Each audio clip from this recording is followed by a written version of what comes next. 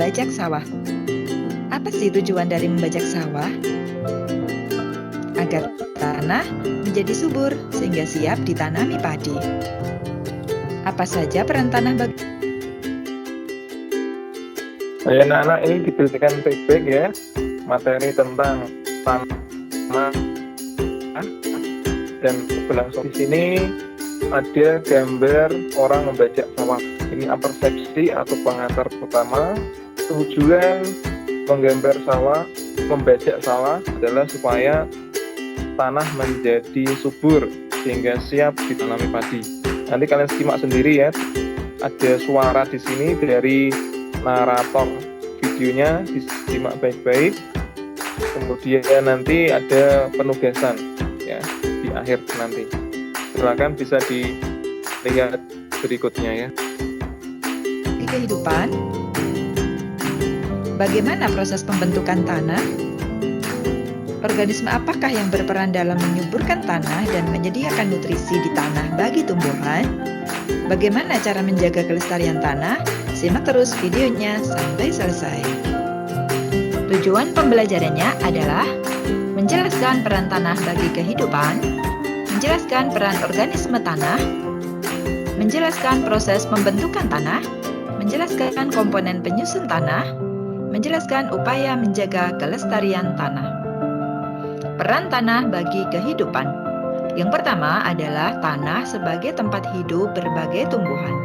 Tumbuhan tak bisa berpindah-pindah, sehingga tanah harus mampu menyediakan unsur hara dan nutrisi yang diperlukan oleh tumbuhan. Peran tanah berikutnya adalah tempat hidup hewan dan bakteri. Ada semut, cacing, rayap, jangkrik, kaki seribu, dan berbagai bakteri. Jumlahnya sangat banyak, bahkan bisa sampai miliaran. Peran tanah berikutnya adalah sebagai penunjang kesehatan dan penyedia keperluan manusia. Sebagai tempat tinggal kita, ada di atas tanah ya rumah kita, untuk berolahraga seperti sepak bola, voli, lari, dan lain sebagainya. Tanah juga untuk membuat berbagai peralatan masak dan kerajinan. Sebagai bahan untuk membangun rumah, untuk tempat bermain dan juga aktivitas lainnya. Tanah juga menghasilkan bahan-bahan tambang seperti emas, perak, timah, perunggu, dan lain sebagainya. Peran tanah selanjutnya adalah sebagai penyedia dan penyaring air. Sumber air utama berada di dalam tanah, yaitu berupa mata air. Sumber air juga berada di permukaan tanah, seperti danau, sungai, dan laut. Air tanah dimanfaatkan oleh manusia, hewan, maupun tumbuhan. Tanah juga mampu menyaring atau menetralkan beberapa bahan polutan akibat aktivitas manusia, sehingga tidak membahayakan lingkungan. Peran organisme tanah. Yang pertama, organisme tanah sebagai dekomposer. Dekomposer yaitu organisme tanah yang dapat melakukan dekomposisi atau penguraian bahan organik dari sisa makhluk hidup seperti dedaunan dan hewan mati, serta melapukkan batuan menjadi unsur anorganik. Organisme dekomposer dapat juga dimanfaatkan dalam pembuatan pupuk kompos, yaitu pupuk dari bahan organik. Ini bakteri dan jamur sebagai dekomposer. Ini adalah hewan-hewan lain sebagai dekomposer, dan ini adalah gambar pupuk kompos. Peran organisme tanah berikutnya adalah sebagai pereaksi kimia tanah. Bakteri nitrobakter berperan dalam menguraikan materi organik kompleks yang berasal dari sisa makhluk hidup menjadi senyawa nitrat yang dibutuhkan oleh tumbuhan. Contoh lain adalah mikoriza. Mikoriza yaitu jamur yang bersimbiosis dengan tumbuhan.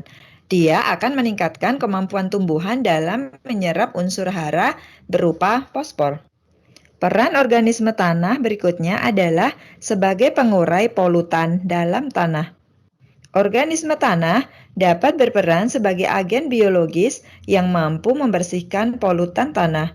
Sumber polutan utama tanah biasanya berasal dari kegiatan pertanian yang menggunakan pupuk dan pestisida dalam jumlah yang besar. Juga sumber dari irigasi. Penguraian polutan di dalam tanah ini dapat dilakukan lebih cepat jika aktivitas organisme tanah semakin tinggi. Racun dan polutan akan terkunci dalam tubuh bakteri, sehingga polusi tidak bertambah parah.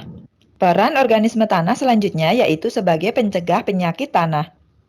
Tanah dapat dikatakan memiliki kondisi normal apabila tanah memiliki senyawa organik dan aktivitas organisme yang tinggi. Pada saat itu, organisme tanah dapat melawan penyakit patogen yang masuk ke dalam tanah. Secara alami, organisme tanah memanfaatkan prinsip pengendalian biologis, sehingga organisme yang mengganggu tanah dapat terkendali. Organisme tanah sebagai pemberi pengaruh pada tekstur tanah. Tekstur tanah ditentukan oleh ukuran butiran utama tanah atau kombinasi dari ukuran butiran yang paling melimpah.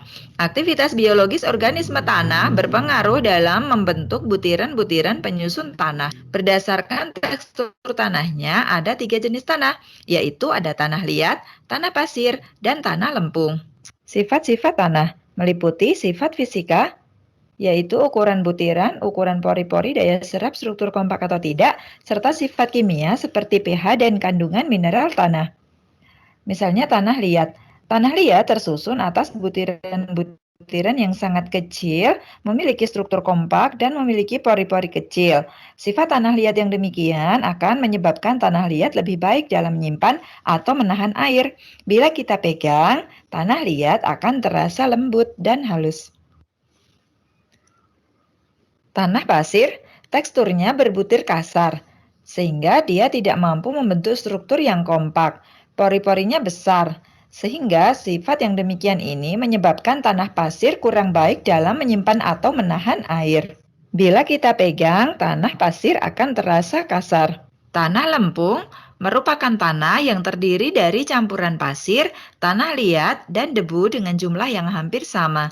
Bila kita pegang strukturnya di antara tanah liat dan tanah pasir. Peran organisme tanah selanjutnya yaitu sebagai pengatur kegemburan dan struktur tanah. Struktur tanah ialah susunan partikel-partikel tanah yang terikat satu sama lain menjadi suatu gumpalan. Pengikatnya ialah suatu perekat, seperti bahan organik atau lendir yang dihasilkan oleh organisme tanah. Inilah yang akan bercampur tanah dan membentuk gumpalan-gumpalan tanah. Struktur dan kegemburan pada tanah saling berkaitan. Organisme tanah mampu membuat pori-pori yang dapat menggemburkan tanah serta memungkinkan terjadinya aerasi tanah. Tanah dengan aerasi dan jumlah air yang cukup akan sangat baik bagi pertumbuhan tanaman. Proses pembentukan tanah. Tanah mulanya berasal dari batuan yang akan mengalami beberapa proses. Yang pertama adalah proses pelapukan, baik secara fisika, kimia, maupun biologis. Setelah itu akan mengalami pelunakan struktur oleh udara maupun air, misalnya air hujan. Yang ketiga adalah mengalami proses tumbuhnya tumbuhan perintis, misalnya lumut. Yang keempat akan mengalami proses penyuburan oleh mikroorganisme. Proses pembentukan tanah dipengaruhi 5 faktor, yaitu iklim, organisme, relief atau topografi, bahan induk atau parent material, dan waktu. Lapisan-lapisan tanah. Ada 4 lapisan atau horizon. Horizon A merupakan lapisan teratas yang terdiri dari campuran dari pelapukan batuan dengan berbagai tekstur, organisme hidup, dan zat organik. Sedangkan horizon B merupakan lapisan yang memiliki kandungan zat organik lebih sedikit dibandingkan dengan lapisan di atasnya. Horizon C merupakan lapisan yang tersusun atas batuan yang berperan sebagai penyedia material untuk tanah bagian paling atas. Sedangkan horizon D merupakan lapisan tanah yang tersusun atas bebatuan yang padat, keras, dan sulit mengalami perubahan. Komponen tanah. Komponen tanah yang pertama adalah batuan. Batuan merupakan bahan padat yang terbentuk secara alami yang tersusun dari campuran material dan senyawa lain dengan berbagai komposisi. Berdasarkan proses terjadinya, batuan dikelompokkan menjadi 3, yaitu batuan beku, batuan sedimen, dan batuan metamorf. Batuan dapat berasal dari magma gunung berapi yang mendingin. Batuan-batuan yang ada di bumi mengalami pelapukan, sehingga menjadi bahan pembentuk tanah. Komponen tanah selanjutnya adalah udara. Meski benda yang tampak padat, tapi sebenarnya pada tanah tersebut terdapat rongga-rongga yang berisi udara. Rongga udara terdapat di antara butiran tanah, di antara batuan dan butiran tanah, di antara butiran tanah dengan akar tumbuhan, maupun di antara akar tanaman dengan batu. Rongga udara juga dapat terbentuk oleh aktivitas hewan tanah, misalnya cacing. Komponen tanah selanjutnya adalah humus. Humus merupakan komponen organik yang dihasilkan dari proses dekomposisi atau penguraian hewan atau tumbuhan yang telah mati, daun yang gugur, maupun kotoran hewan oleh bakteri dan jamur. Humus merupakan tanah yang subur, yang memiliki tekstur gembur dan memiliki banyak pori-pori, sehingga memungkinkan terjadinya pertukaran udara atau aerasi. Tanah humus mampu mempertahankan air sehingga tanah selalu lembab. Tanah humus mengandung mineral-mineral dan nutrisi yang penting bagi pertumbuhan tumbuhan. Komponen selanjutnya adalah air. Makhluk hidup yang hidup di tanah pada umumnya butuh kelembaban tanah. Kelembaban tanah disebabkan keberadaan air di dalam tanah. Air diserap oleh tumbuhan setelah air menembus tanah dan mencapai akar. Komponen tanah lainnya adalah mineral. Mineral di kerak bumi berupa ion-ion positif dan ion-ion negatif. Ion positif seperti kalium, kalsium, dan magnesium, sedangkan ion negatif seperti nitrat, fosfat, dan sulfat. Ion-ion tersebut merupakan nutrisi bagi tumbuhan yang akan diserap melalui akar. Kemudian ada juga komponen organik. Tanah merupakan tempat hidup dari sejumlah makhluk hidup seperti bakteri, jamur, alga, serangga, dan cacing tanah. Organisme tanah tersebut bisa menguraikan bahan-bahan yang berasal dari sisa makhluk hidup. Upaya menjaga kelestarian tanah. Yang pertama adalah pengelolaan tanah menggunakan tanaman penutup tanah. Ini tujuannya untuk menghindari terjadinya erosi, sehingga tanah perlu ditutup dengan misalnya rumput, sayuran, maupun bunga-bunga. Upaya selanjutnya adalah pengelolaan lahan miring untuk mengurangi erosi. Seperti ini disebut dengan nama terracering. Indah sekali ya. Upaya yang ketiga yaitu mengurangi penggunaan pupuk kimia. Penggunaan pupuk kimia yang berlebihan akan mematikan organisme tanah, sehingga membuat tanah justru menjadi tidak subur. Upaya selanjutnya adalah pengolahan tanah yang tepat untuk pertanian monokultur. Pertanian monokultur artinya pertanian dengan satu jenis tanaman saja. Apabila tanamannya terus-menerus tanaman yang sama, maka dia akan mengambil nutrisi yang sama dari tanah, sehingga tanah akan kehilangan nutrisi tertentu.